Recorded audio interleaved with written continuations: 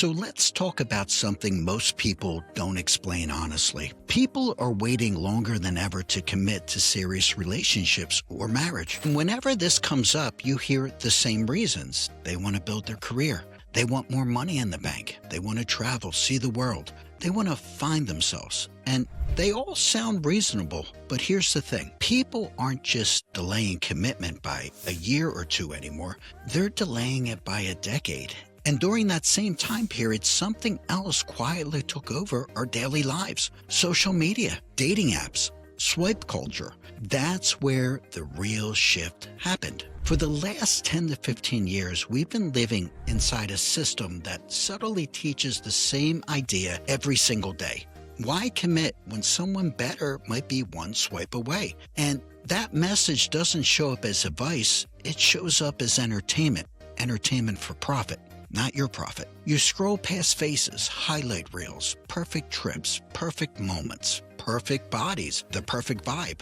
People you will never meet, but your brain still treats them like possibilities. And over time, that changes how commitment feels. Commitment used to feel like progress. Now it feels like risk. Because choosing one person feels like closing the door on 1,000 imaginary options. So instead of choosing, people hesitate. They stay in talking stages. They stay in undefined connections. They stay in situationships. Not because they don't want love, but because they've been conditioned to believe choosing is dangerous. Situationships didn't come out of nowhere. They are the natural result of a culture that keeps telling you to keep looking. A situationship lets you have connection without commitment, comfort without clarity, intimacy without responsibility. How convenient. It feels safe, it feels modern, it feels hip, it feels flexible, but it also keeps things very, very temporary. Here's the part that matters.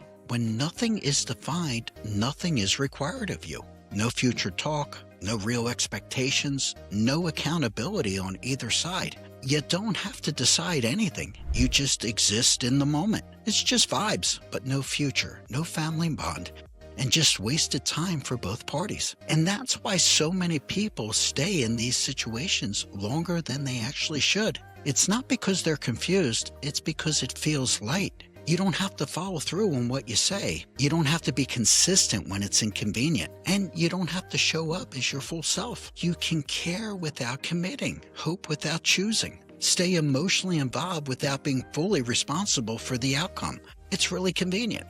And social media reinforces this mindset constantly. Every scroll reminds you that more options exist. Every swipe tells you not to settle. Every highlight reel suggests something better is always coming. It's just around the corner. So what do people do? They hedge. They keep one foot in and one foot out, because why go in all the way today when tomorrow might bring something better? And here's the core moment. That belief is the lie that's shaping modern dating. The lie is that the best option will reveal itself without you choosing anything. And the truth is, there will always be someone better in some way. Someone better looking, more exciting, more successful, more interesting on paper or in digital format. If you're waiting for the moment when no other options exist, you will never commit, because that moment doesn't come. Commitment is about finding the best possible option. It's about choosing someone and building something real instead of endless comparing. Previous generations didn't have infinite comparison.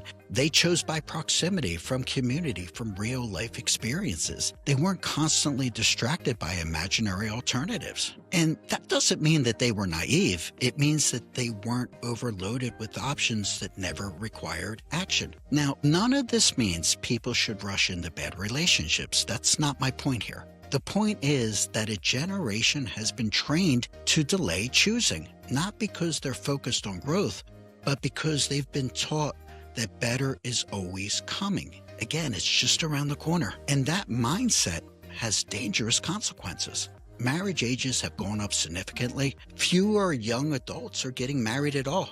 And birth rates in the United States have dropped to historic lows. Not because people don't value family, but because commitment keeps getting postponed. First it's your 20s, then it's your early then it's your mid-30s, and before you realize it, a decade has passed. Situationships feel normal now because they protect you from choosing. They protect you from being wrong. They protect you from being vulnerable. They stop you from closing doors. But they also protect you from death. You don't build history by staying undefined. You don't build trust by keeping things optional. You don't build a future by always keeping an exit open. At some point, everyone has to face the same question. Am I actually waiting for the right time, or am I avoiding the responsibility of choosing? Because choosing one person means giving up the illusion of endless options, and that illusion has quietly become one of the most powerful forces shaping modern dating. Here's what changes when you finally choose. You stop feeling scattered. Your energy stops feeling divided. Your relationship stops feeling temporary. Clarity replaces comparison. Depth replaces endless searching. Presence replaces scrolling. Choosing doesn't shrink your life, it actually organizes it. And most people don't realize that until they've already spent years waiting for something better that never arrived. This isn't about blame, it's about awareness. Because once you see how social media has reshaped commitment, you get to decide differently. You can stop waiting for the mythical best option and start asking a better question. Is this someone I could build something real with, instead of someone who just looks good in comparison? That's the shift. And for a lot of people, that realization changes everything. So I hope this message hit home today. It was real passionate for me. Thank you for tuning in on the podcast. Thank you for watching on the YouTube channel. And I will see you on the next episode of Dating to Win. Thanks for listening to Dating to Win. If you're serious about improving your dating game, don't miss an episode. Hit the subscribe button or go to youtube.com/datingtowin25. Good luck out there, and we'll see you on the next episode of Dating to Win.